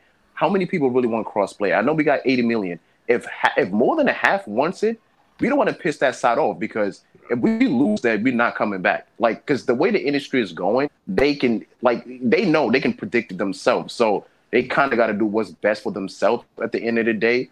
Like, that's why all of this, these dudes damage control it. I'm like, man, y'all don't really see it. Like, Sony, they got dudes back there, like, crunching numbers, thinking 10, like 15 years into the future, trying to figure out exactly what decision they do now, how it's going to affect them in the long run. All of this is being calculated. Like, it's just not like, but it is interesting in the fact that they turn daily, like, to backpedal. So, I mean, it is interesting. I kind of do want to find out, is it has something to do with the fact that it was thinking, like, we don't want to be in that same position as Microsoft and everybody hate us. And then boom, we start losing all of our units. Like, yeah, and it's one of those things where, I still hear a lot of people on Twitter, like, even now, like, who really cares about crossplay? Nobody cares. And it's like, well, Sony must have cared enough. Yeah. Or at least got enough feedback from people. Something happened. That was a big thing. So just because you don't care, see, people tend to, mix up like how they feel versus how everybody else feels, right? So if I don't want crossplay, so that must means everybody must want crossplay, or the people I follow, because I get this a lot. Like, the people, I didn't hear anything on Twitter about it, so nobody must care. It's like you live in an echo chamber on YouTube and crossplay. Like, Sony's not going to just do something, or Microsoft or anybody, these gigantic corporations, on a whim. There's reasons for it. So Sony must have heard from their actual customers. There has to be money, like, involved too. Like that, They must have heard from their paying customers who actually play Fortnite, or the developers behind the scenes wanting to do it, and they decided, you know what, this is something we got to do. Like, which and I'm when you glad think about it too, the fact that Fortnite is growing, it seems like they probably had the balls to tell Sony, look, we don't mind taking our game off your console, because if everybody has access to it anyway, we could be better off without you. And I don't think Sony wanted to, like, lose out on that. Think about it. Like, Fortnite is really growing, and in games like that, it's going to grow in the future. So if somebody has the balls to say, you know what, forget you and your 80 million shares. We got people on smartphones. We got new iPhones coming out every year. We got new Androids coming out every year. Tablets, all of this stuff it's going to be on. We can make that money back, like, without you. So when you think about that, they get more inclined to be like, damn, like, a couple of years, they could make way more money. So we don't want to lose out on that. So things like that, like, they got to think about too, because Fortnite is growing. And I'm talking about all these championship leagues that's going to keep happening now with crossplay. Sony probably thought about that, like, hey, they're going to host a huge championship. Money is going to be involved. I don't think we're going to want to lose out on that, because all of these popular streams is popping up. We want people to stream on PlayStation. Feel like, all of that they got to think about, because moving forward in the future, it's just kind of like, it's just more money, and they don't want to lose out on any of that stuff. So yeah, and I agree with some of that. I'm not sure if Epic would have pulled Fortnite from PlayStation, because that's big. But I will agree that they clearly saw there was going to be money made. Clearly, developers were pushing for this, and that huge backlash that they got for keeping people's content behind their fucking brand. That as soon as you just even touch a PlayStation, we're keeping all your shit. That wasn't going to end well for them. If that shit kept going, that could have really blown up. I know it already did blow up, but it would have got even worse. And I see people defending that shit, and I just have to say, if you generally thought that was okay, you're a fucking weirdo. And also, I've been taking shots all day, so fuck it. Yo, people like Porter Rock who said crossplay is a niche thing. I cannot wait for when we get data on this crossplay thing and see how it works out, because let's see if it really is a niche feature that people don't care about. I don't think Sony would have been in the knee if people didn't care about it. You know what, Nethos? You're not going to get that data. You know why you're not going to get that data? Because like Alex said, there's going to be blood in the streets. Everybody in Wall Street is going to get killed. There's going to be blood. There's going to be blood. I know for a fact, like, I think Call of Duty is definitely, if they take advantage of that, they'll be back. Call of Duty is probably going to want to be next. Yeah, they definitely going to want to push that, because lately they just been like, I don't know what. Call of Duty has to do whatever the fuck to get back on there. I stopped playing Call of Duty again, but if they do crossplay with Call of Duty, I might probably pick it up and start playing that game again, just cause. I don't know. TRS. This is where the Scram Punks mantra really comes to light, man. Listening to these young whippersnappers celebrate over crossplay, man. How do you feel about this, man? What are your thoughts? Well, my feelings have actually changed since the last time. If you remember, in the earlier episodes, I was completely against crossplay, and then I began to speak to you guys about some of the advantages of it, and I started saying to myself, maybe there could be some competitive lust involved in crossplay. So now I'm at the point where I'm willing to consider it. I'm not excited about it, but I'm willing to consider it because I have most of my friends that I know at work, for example, are pony boss. And a couple of them have challenged me to things like Xenoverse and all that kind of stuff. So yeah, I'd like to give it a shot. I'm not excited like that, but I'd like to give it a shot to be able to play with them as opposed to having to buy a complete other system, which I may end up doing anyway, but I'd like that. I have friends at work that are like, oh, I wish you had a PS4. I wish I did too, but it got destroyed. Yeah, I'm not really in the mood to buy another one right now. So crossplay, I could see it. Depending on the game, I could see it. But keep in mind, you guys, several hundred episodes ago, I was completely against it because I thought that companies would lose money. You really gonna leave me on the aisle like that by myself, bro? You really gonna do that? MM2K, how the hell did you co-sign people losing money on that shit?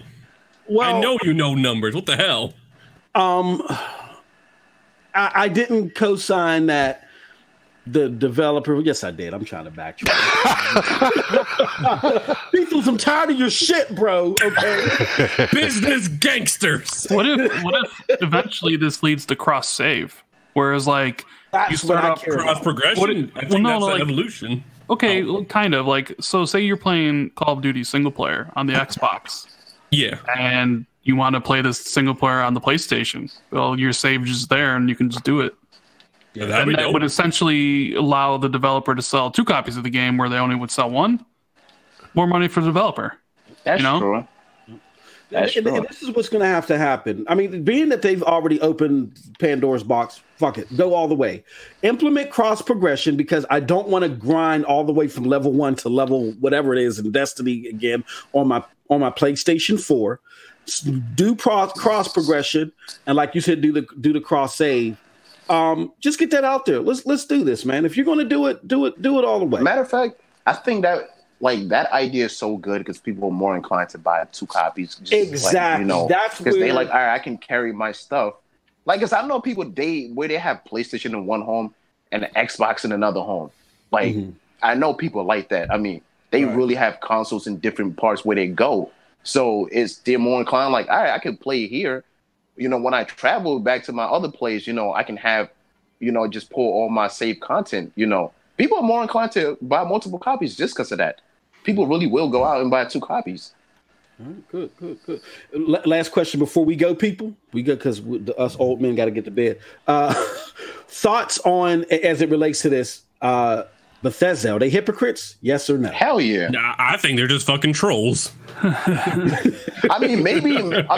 think maybe they do want to do crossplay, but not right now because they do want this game to sell and have multiple copies. People buy a PlayStation, Xbox. They probably going to do crossplay, but they probably just didn't think Sony was going to do it. No, they were getting backlash. I feel like they only did this just to get people off their ass. I kind of figured that. They was like, we're going to throw Sony under the bus. Then once Sony did that, they like, yo, fuck you for that. Like, I know that's how they feeling because people was on their ass about a whole bunch of shit. As soon as Sony did that, then it was like, oh, fuck. Like, so now everybody's going to turn around and ask us like, hey, what are we doing now? So that's what all that was for them. Man, I'm pissed at Bethesda because I was planning to buy this Fallout on my PC and play with my Xbox people or my PlayStation people even. And now there's no crossplay at all. What the fuck? You know what? Now that I think about it, Nethos, yeah, I'm going to have to retract my fanboy statement or my fanboy defense of Pete Hines. Because regardless of what Sony was going to do, there should have been crossplay between Xbox and PC. Exactly. I'm telling you. They were just doing that because the backlash they were getting. So, about the whole online shit people didn't like.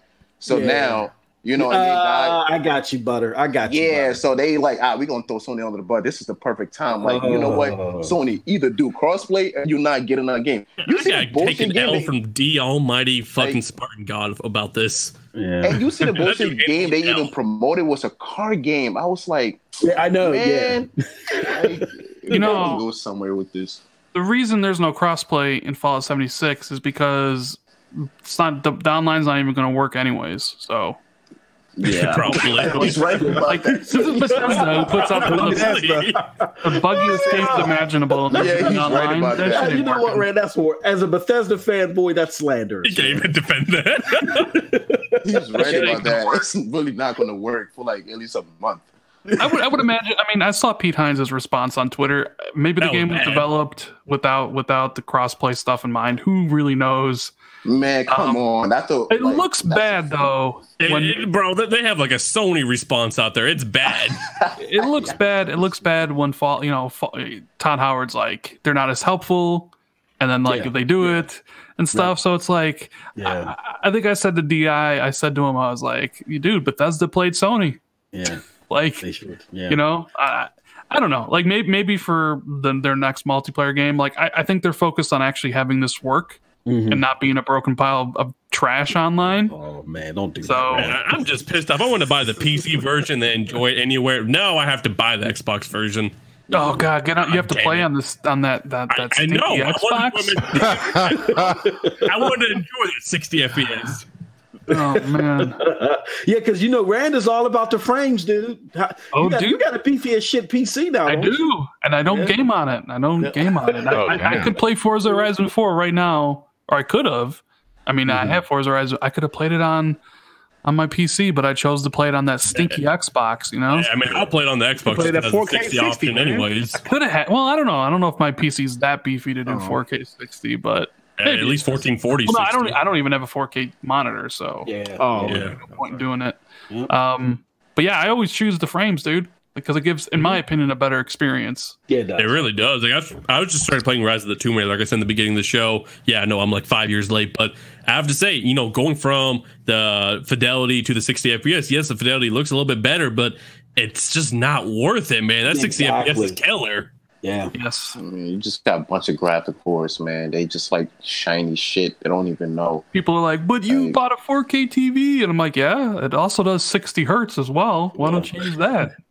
Well, I mean, here's the thing. Like, if you just actually go through the modes, you just play 60 for just, I would say 5 minutes and then go back to the 30, you can't do it. I'm telling you right now, you will not be able to do it.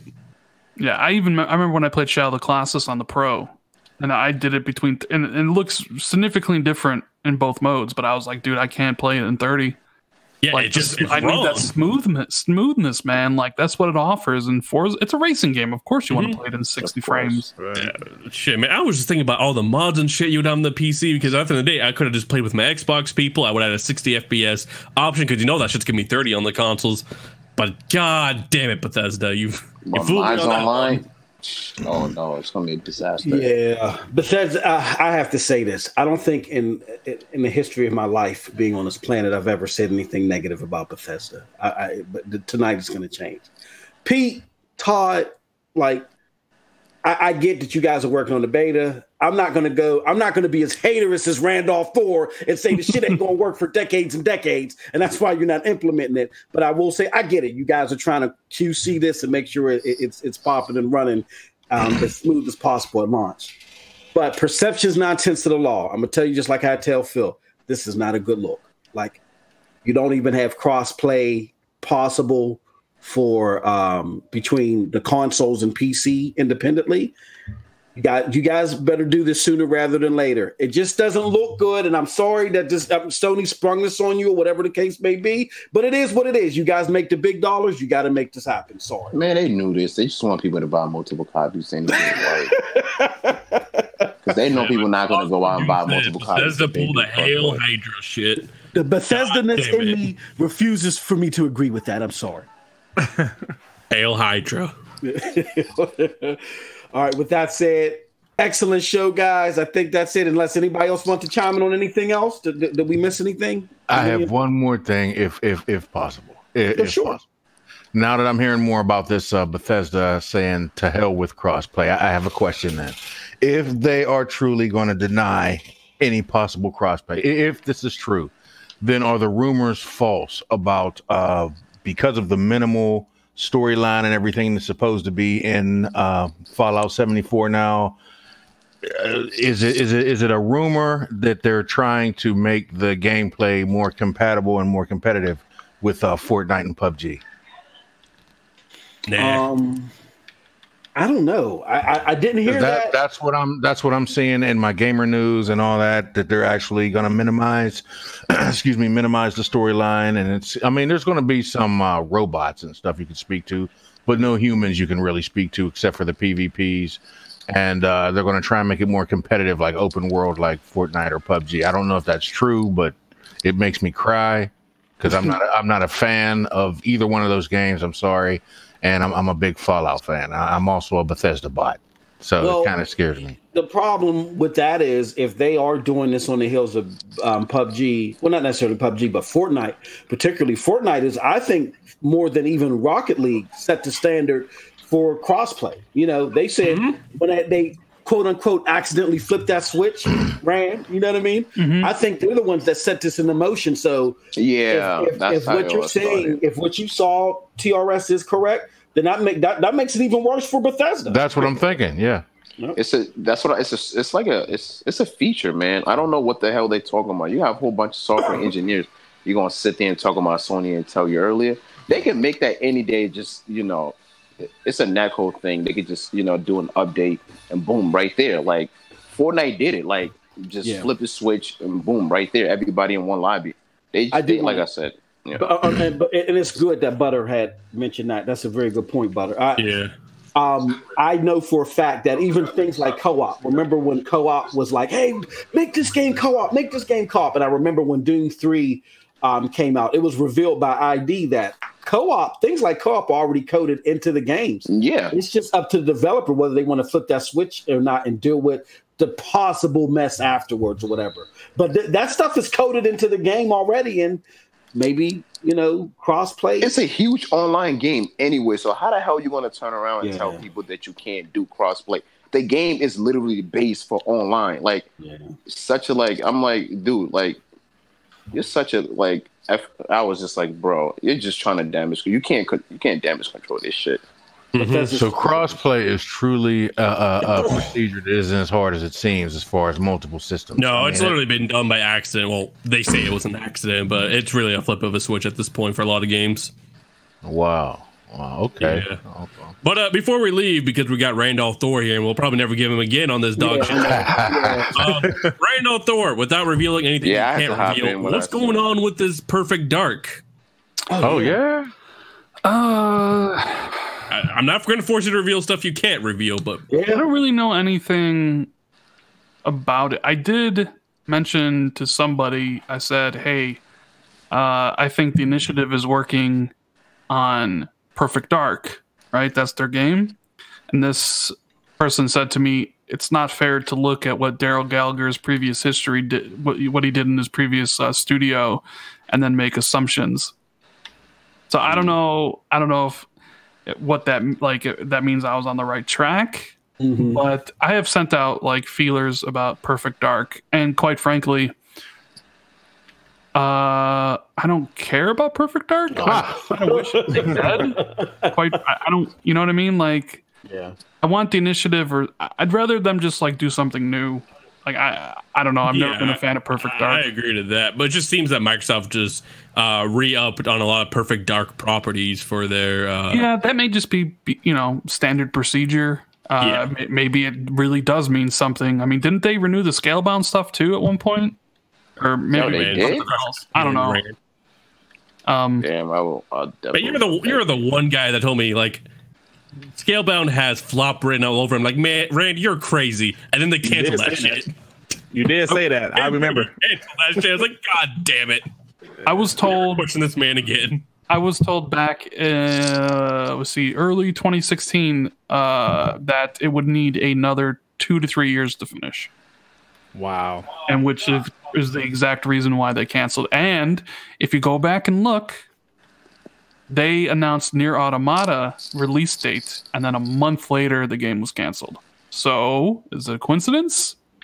I don't know. I did hear that a bunch of Xbox people were pissed that they finished Nier while they were doing Scalebound, though. So, yeah. I'll be pissed too. Oh yeah, definitely. I was looking forward to that game. With that said, I like Perfect Dark Zero. I know a lot of people hate it. Oh shit! You like Perfect Dark Zero? I loved it as a launch game, man. You're a grown man, and that's your opinion, so I can't get mad. What the fuck? What is wrong with everybody? Perfect Dark Zero is trash, man. I was inspired to. I was almost inspired to get the original one, man. I like Cameo. I didn't like Perfect Dark Zero. It's like candy. Look, man, that's horrible. Oh, launch titles. Shit, that hurt. I'm sorry, but go ahead, sir. I thought it was a good launch title for your Xbox 360. You know, at the time it was, it had some graphically impressive sprites or whatever you want to call it, and the secondary functions of the weapons, the suitcases that turn into little mini Mac 10s. I thought that was cool. But yeah. Yeah. Wow, that sounds great, man.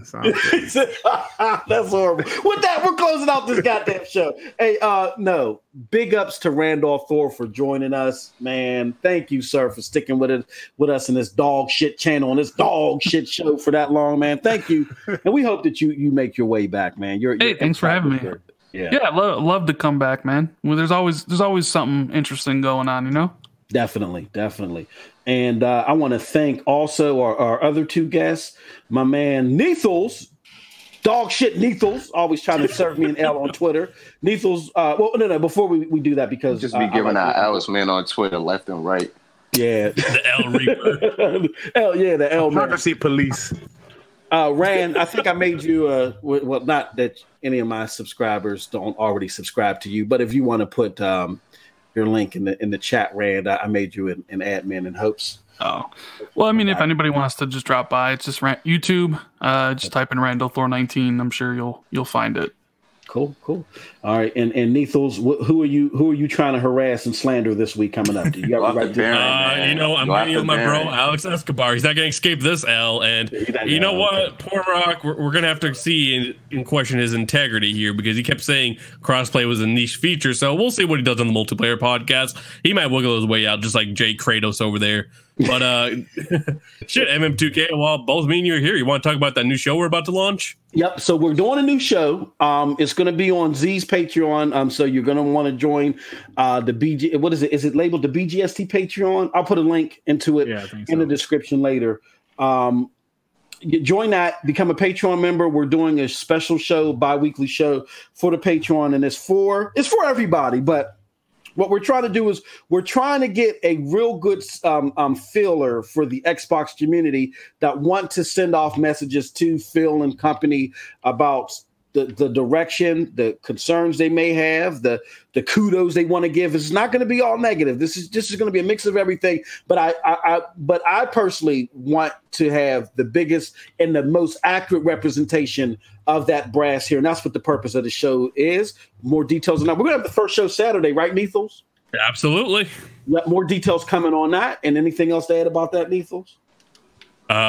You better be prepared, because it's going to be one hell of a show. That's all I can say. What time? Fuck you, Philosopher Doom. I saw that shit. Taking a break for free.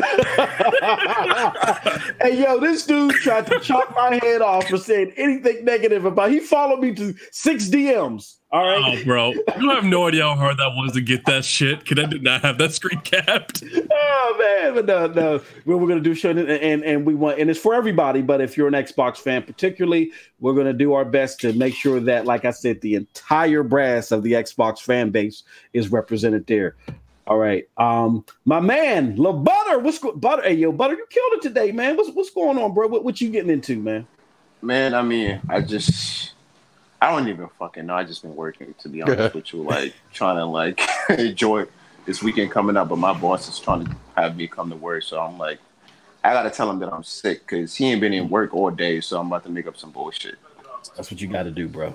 I've done it multiple times. But check out LaButter. He's the newest member of the Broadband Bullies. So, you know, when he pumps out content, if you want to, Butter, just if you got a channel, put it out there, or any way they can follow you, any fans that you got, any groupies you may got out there in the chat right now. Yeah, I got to think about that, like, because I just honestly just wanted to come out here and just start talking to these people. Trying to, you know, stop the damage controlling on both sides as much as I can, because this shit is getting out of control, man. It is. We got dudes in their 40s and their 50s and shit. Because the only reason why I really got into it, because like I was arguing with some grown man. Like, this dude has a daughter, she's married, and a son. Like, he has a whole family arguing with me, you know, about a car. I was like, bro, man. There's the cast of This Is Us, right? That's like a whole 2-3 generation. Hey, like, just let you know, by the time you get our age, you still gonna be gaming. Trust me. No. Yeah. I was like, man, he's just like emotionally invested. But like the shit that he was saying at his age, I was like, man, if I was to do, I'd probably die off like stress. Like I can't deal with this shit.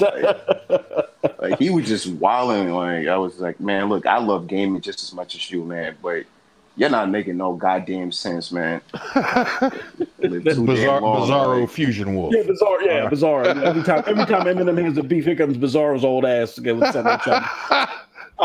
But no, big ups to my man LaButter. Check him out. You know, Triple B. He's going to he killed it tonight. He's going on the big things.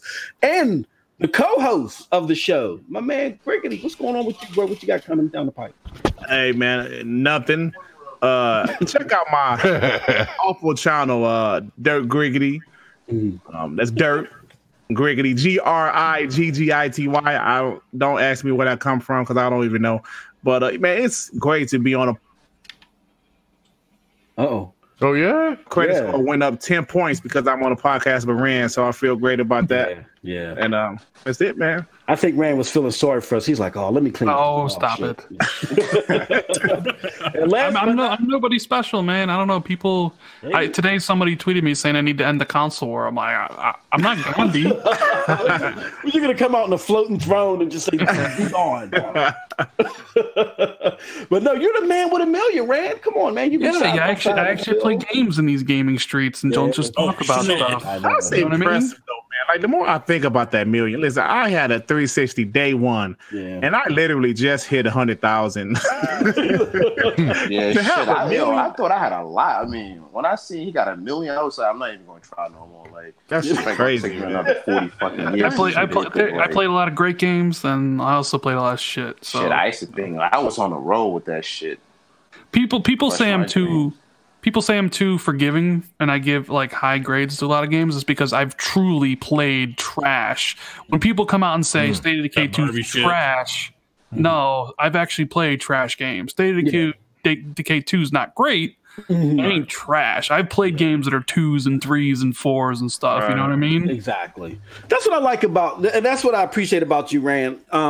That you're not one of those people to where if it doesn't suit me totally, it's trash. Like you understand there's a medium, right? You know what I'm saying? Yeah, that's what I appreciate about it. Yeah, I do go to his channel for a lot of reviews for games too, because I'm not gonna lie, like, you know, a lot of people talk with the emotions. They like, oh, I didn't like it because of this. Like, and I tend to go to Rand's page, you know, just look at his reviews on games because he actually plays them, you know, beat the game and then actually take time and review the game, and I just review it just because, you know, it's PlayStation or it's Xbox. Well, this is my preferred. So it's trash. And I don't review games after playing it for 2 hours and call it a review. Oh my god, Randall taking shot now. I don't even know, yo. Honestly, I'm not even gonna say no name, but I see a lot of people do that. They'll buy a game, like, you know, they would start playing it, and then they have their review out already. I'm like, dude. It's all about the reviews, man. The searches come. You got to get those videos out right when the game's relevant. I just want to let you know that because you're such a stand-up guy, you will never get a job at IGN reviewing a game. That's true. Hey, Red, how do you feel about people playing games on baby mode? See, Rad, you see what I'm saying? Nethos is not shit, okay? It's one thing to play the game. Like, look, I shouldn't say anything because you can play whatever, but like, don't like make it like a badge of honor, like I'm playing it on easy or very easy. It's like at least playing on normal. You know what? Yeah, I play on normal. I'm not gonna lie. When what's his name said that, I started crying. With crap, it's like I'll play God of War on easy, and I just ran through the whole game. I'm like, how are you gonna give a review on the game that you didn't even? I'm like, that doesn't even make any sense. I don't even care if you play on easy, but if you play on easy and complain it's too hard, I'm done, dude. I'm done. The game was easy on spectacular. I don't get it. It must have been. I don't know. I mean, I guess he wanted to just be straight up Batman, but it's not what it is. I'm not touching that one. TRS. What are you getting into, man, with your old taking You play a game specifically on easy mode. You do not deserve to do any kind of review. See, look. Stop, man. I knew I was going to get the We love them all. Stop. Destiny. Basically, I'm getting this game is massive now, and I'm loving it. So I'm staying on Destiny, and pretty much being employed. Okay, hey, that's it. And me, I'm gonna finish God of War tonight. I promise. That's my man. Finish that game. Wait a minute, man. MF2K's not touching this shit because he's about to switch God of War to easy. I see what you're doing. Dude, stream it. I'm streaming, man. I'm gonna beat it on easy. Person greatness. It's too great for me, so I got to put it on easy, and it's gonna be harder. Why? Yo, do the new game plus and put it on hard. That shit is freaking. I can't even get out the beginning of the game on new game plus. I'm just getting killed. Is that free or? I'm so glad I have a PlayStation. Yeah. Even though I only turn it on for the exclusives, those exclusives are so fucking good, though. I'm not gonna lie. They are, man. I definitely buy a PlayStation just because of the exclusives. Like, absolutely. I'm not gonna lie. Like, they really do put out some great exclusive games. So, hey, that's how Sony make their money, man. They gonna stick with that formula. Like, you gonna want to buy just to play them games. I'm not gonna lie. I'm a sucker for it. Like, Uncharted, like, once those games come out, it's like, fuck everything. You're not going to buy that shit. You got to buy the console for that. Like, they always give me every time with Uncharted. Like, I'm like, I'm missing out my PlayStation or some shit, or I'm not getting it. And then announce Uncharted, I'm like, all right, I guess I got to go buy a PlayStation. Yeah. Mm-hmm.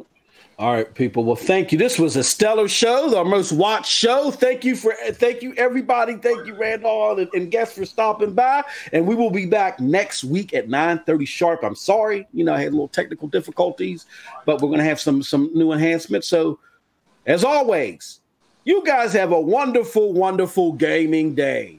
Peace. You too, man. Peace out. Peace.